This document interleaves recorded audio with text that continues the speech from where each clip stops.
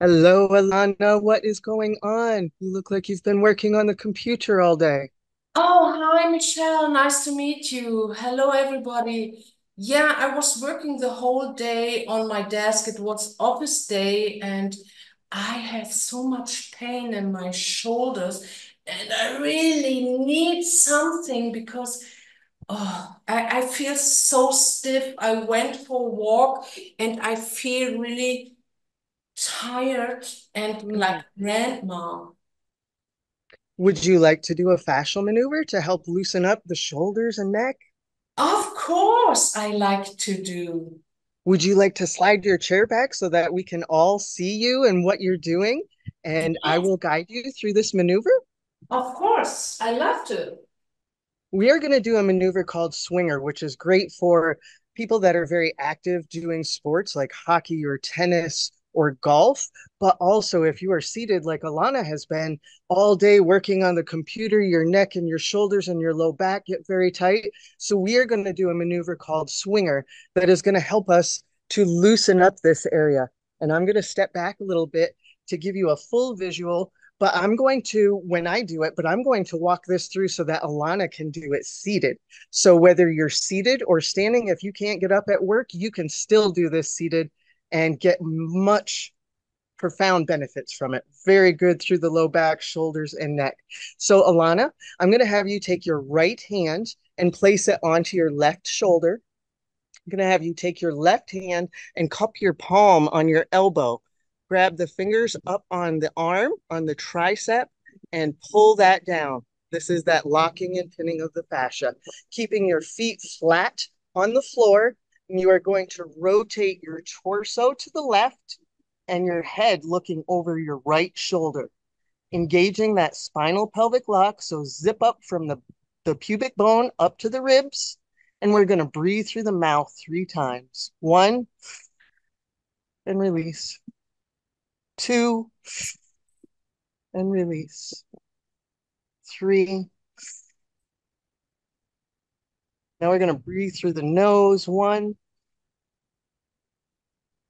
find a little more rotation. Two, and three. Slowly come back to center, unwind, and release your arms. Alana, take an inventory. Do you notice any shifts or differences from the side we did to the side we didn't? Yeah, here the tension reduced. So I really can, before we did it, it was the body moves like this, and I tried to really do something like rolling my shoulders, but it helps only for some seconds. And now I can really perceive and feel that I have more space. So let's go ahead and do the other side. We'll take that left hand and place it onto the right shoulder. We'll take the right hand and use the palm and cup onto the elbow, grabbing the fingers up the back of the arm and pulling it down and locking. From that seated position, keep your feet flat on the floor. Rotate the torso to the right and the head to the left. Engage that spinal pelvic lock and breathe through the mouth 3 times. One, two, three. Through the nose. One, find a little more rotation. Two, and three. Slowly unwind, coming back to center. Just check in and take an inventory of your shoulders, neck, low back, any shifts that may have happened. What I perceived was the right side had more flexibility than my left side. But this is funny because I feel more the pain on the right side instead of the left side. So this is very interesting to experience that. I thought, okay, I have to do more on my right side, but as we do the talk and the twist, I said, oh, I cannot go so far as Mhm. I did with the right side. So I'm going to guide a modification standing up that you can certainly join in while sitting down, which will add a component of crossing your leg. So the leg that I recommend to step behind, you will cross over with the opposite leg. So I will guide that for you as we do this. And these modifications, truly, as we do these fascial maneuvers, you are your own master. I learned this when I went to Vipassana meditation. It is a practice or a technique that is taught, but truly you are the only one who is feeling it within this vessel and know how to explore and expand through these movements and maneuvers to help relieve this tension or restrictions or pain within your body. So, myself, I have had 4 shoulder surgeries, and I do work a lot with modifications to work around those angles. So I am going to do a modification to expand into my shoulders and along the back of my upper back, as well as the low back. And again, I've had a low back surgery. So I'm going to target all of these areas and a little bit deeper with this modification just to create a more opening channel from the shoulder all the way down to my low back. We're going to demonstrate this with Alana doing the same thing, but in the seated posture. So we're going to have the same setup where the right hand is going to come across to the left shoulder. The left hand, the palm is going to cup the elbow of the right and grab the back of the arm and pin that fascia there. Now here, there is an added option where you can, instead of just pinning, you can twist or rotate the skin on the elbow. And if you take this option, I encourage you to go the direction where you feel the most tension or restriction. And it may be different day to day. So try this out and do the rotation on the elbow. That way seems to be more tension for me. I am going to step back so you can see my entire body.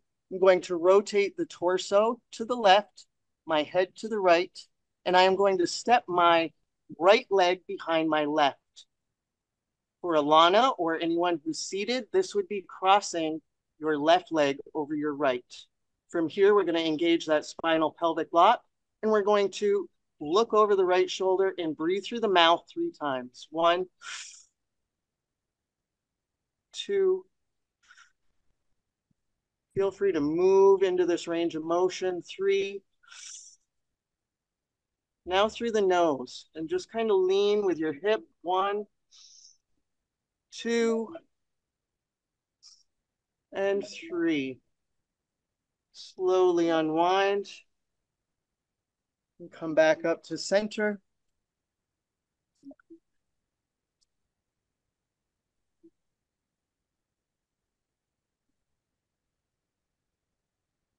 Oh, that felt wonderful. So in between, obviously, we asked many times that you walk and integrate these, but we are going to flow right into this. And if you are in an adaptive state, which I have been um, over time, where I've went into a wheelchair for 6 weeks, pretty much overnight. If you're not able to walk, the other option is utilizing your hands. You can do figure eights with your hands and wrists.